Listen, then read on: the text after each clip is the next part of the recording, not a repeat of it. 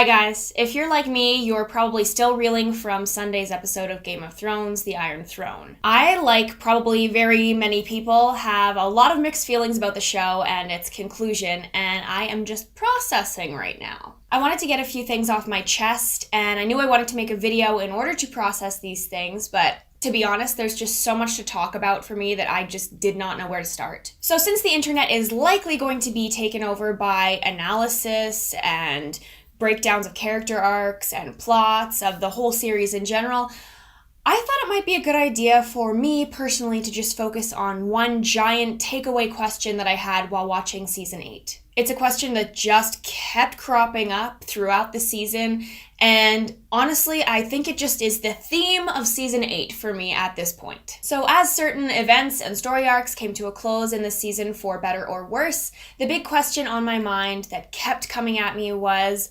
what's the point? And I don't necessarily mean thematically for the show in general. I'm talking about the fact that there were several events and outcomes for this season that just left me asking, well, what was the point? So that's really what I want to focus on today. If not just to throw my opinion out into the ring, then just to help me personally process this giant, epic, year-spanning show finally coming to a close and where that leaves me. So, what I'm going to do is I'm going to start small and work my way up to the really big head scratchers. So here goes. Starting with the small and petty, what was the point of the Golden Company? We'd been hearing about the Golden Company for seasons, and especially in the last couple, because they were a big deal. They were going to be Cersei's big golden ticket, if you will, to winning the Iron Throne. They were her trump card. They were her massed force that was going to help take down the Dragon Queen. And if I'm honest, yeah, I knew they weren't going to kill Daenerys with the Golden Company, and I knew in all likelihood they were going to be burned. But given the amount of screen time they had and how much we saw them in general and in just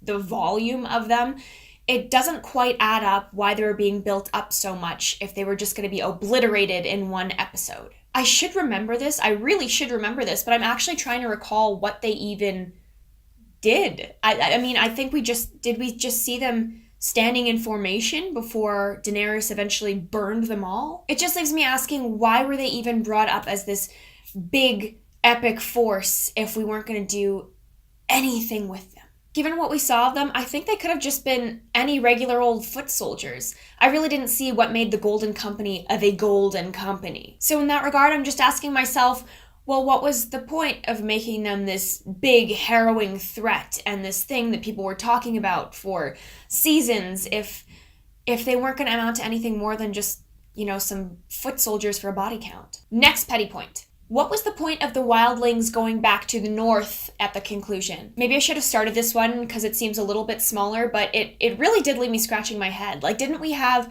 a few seasons where it was established that the wildlings were always trying to get south? I know, winter was coming, and there was an army of the undead, and Mance Rayder wanted to help his people and help them survive and get over the wall. But am I crazy, or was it more than that? Didn't they want to get over the wall just for their people to flourish and have better, more fertile lands and not have to live in the harsh climate of the tundra? I mean, it was a known fact that the wildlings had tried to, on a few occasions, if I remember correctly, try to scale the wall to get over. And I think that was even before the threat of the Night King was really obviously imminent. So to have them fight that hard to get over the wall just to say, you know what, it's fine, we don't belong here, we should just head back. What was the point of them establishing so clearly that the wildlings had been trying for ages to get over the wall? Something doesn't add up. Okay, now we're getting into a little bit of the bigger problems I had with the loose ends and the conclusions of the show. What was the point of Cersei's pregnancy? I'll admit, when it was initially presented, I thought that she might have been lying to Tyrion in order to manipulate him to think, oh no, I can't kill my evil sister that I've wanted to kill, that I've said on many occasions I fantasize about killing. I just can't do it because she has an innocent life in her and I've always loved my sister's children. That's what I thought. But then, surprise, surprise, she actually turned out to be pregnant. Okay, cool. Well, maybe this will light a fire in her even more to snap and, I don't know, kill the Dragon Queen even more than she initially wanted to kill the Dragon Queen. Or maybe it was going to tie in with Jaime and he was going to realize, oh shit, I left Cersei behind, but now I have a duty to her, to my child, I just can't escape that. But then it didn't really go in that direction, and it seemed like she was going to use this pregnancy in order to manipulate Euron. But then that didn't really make any sense either. Euron made very clear that he had come all that way to fuck the queen and become king and destroy the Dragon Queen. So why was there the need for the baby manipulation? So that couldn't have been it. Was it just to show her humanity? I mean, do the showrunners know that we were already, for a few seasons, rooting for Cersei in some weird way, even though we all loved to hate her? Like, I'm pretty sure that they had no problem showing her humanity, and Lena Headey did an amazing job portraying Cersei through the whole series, so did we really need the baby? And the more I thought about it, the more I realized that we could have just axed the whole pregnancy thing, and it wouldn't have really had any effect on the story. What was the point of Cersei's pregnancy? And on the topic of babies, we are segueing into our next point, which is the first in my list of what I believe is the most egregiously unanswered questions and most up-in-the-air plot thingies to have happened. What honestly was the point of Daenerys being barren and mentioning time and time again that she could not have children, that her dragons were the only children that she would ever have, about all the prophecy talk with Mirri Maz Duur, Jon putting into question if that was even a legitimate thing. We had people speculating for years about Jon and Daenerys' baby, or if Dany would actually become pregnant and what that would mean for the realm and for her fight for the Iron Throne. I mean, they couldn't be bringing it up that much and saying every other sentence in season 7 that she was barren and that she could not have children if they weren't going to do anything with it. But then kind of nothing happened with it. And much like some of the other things I mentioned, it's almost as if you took that part completely out and just left it at, she's barren, and never mentioned it ever again, especially not in season 7 this close to the end, it would barely affect the outcome of the plot. Like, she's barren.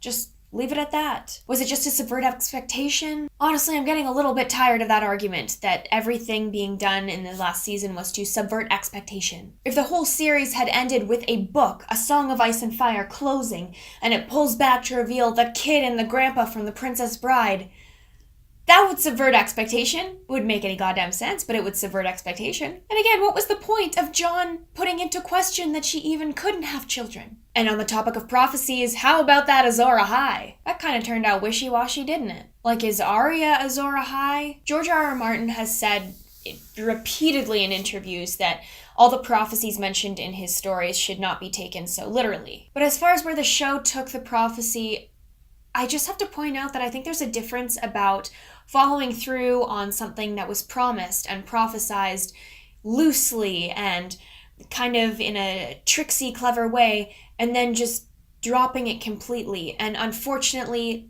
that's kind of how I take the whole Azor Ahai thing. Again, if they weren't going to follow through on it and just more or less drop it and chalk it up to, oh, that was just kind of like a mystic mumbo-jumbo thing and it didn't really mean anything at all, literal, then what was the point?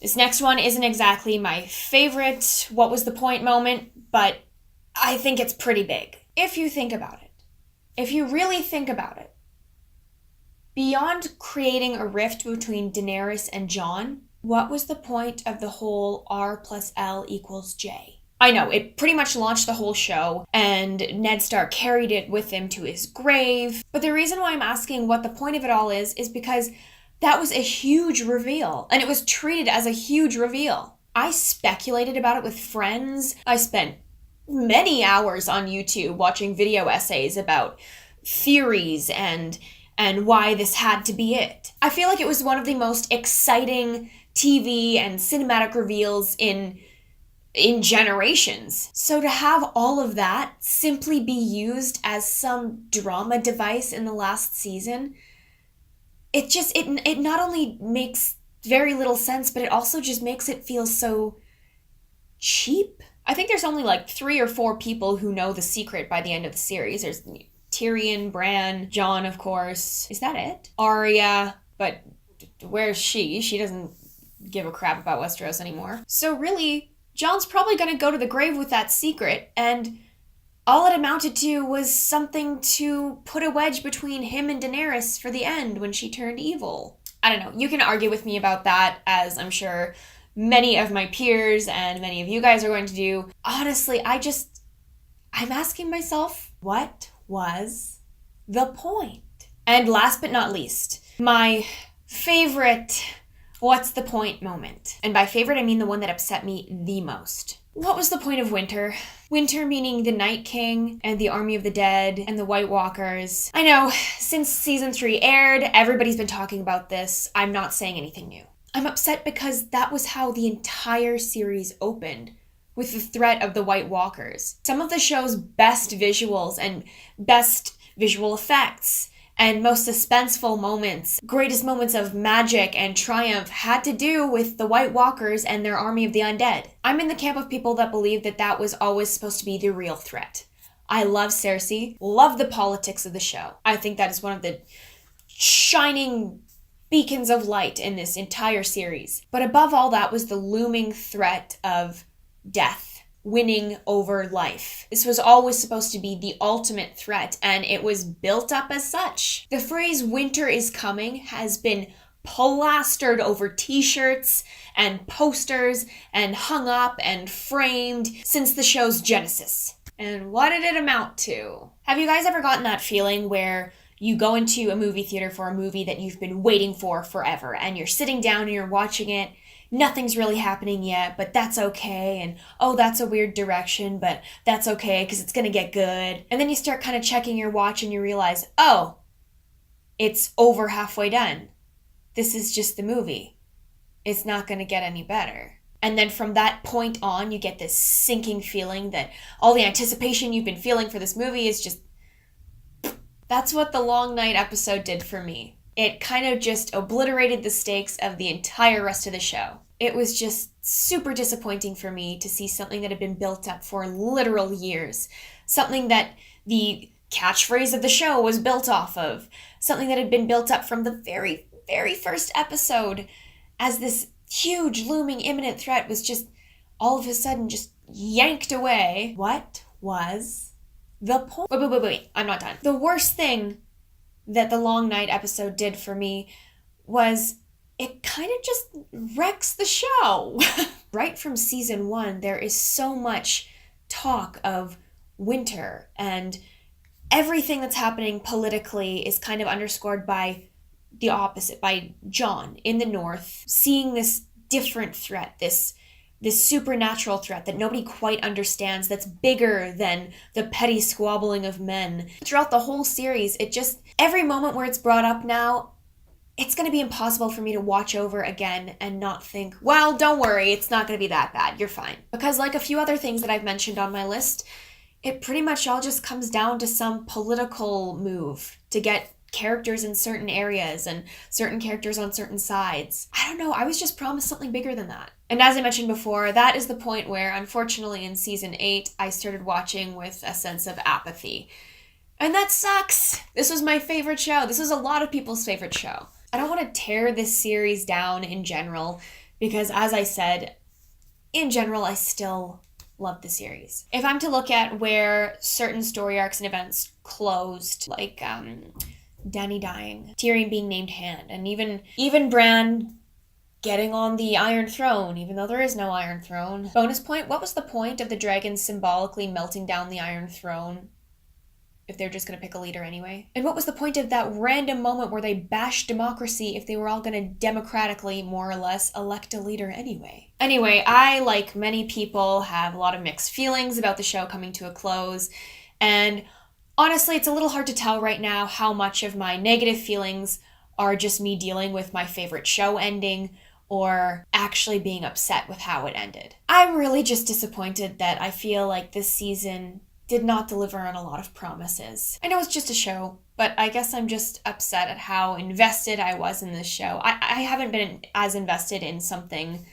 fantasy related like this since probably Harry Potter, if I'm being honest. I knew I wasn't going to be completely satisfied with everything, but the fact that the only part of the ending I was satisfied with was the arcs of some of the side characters closing, and then all these big characters and these big plots and big events that happened just felt hollow. I'm disappointed. Anyway, those are my thoughts on Season 8 of Game of Thrones. Thank you so much for watching, and if you like this video, don't forget to like and subscribe.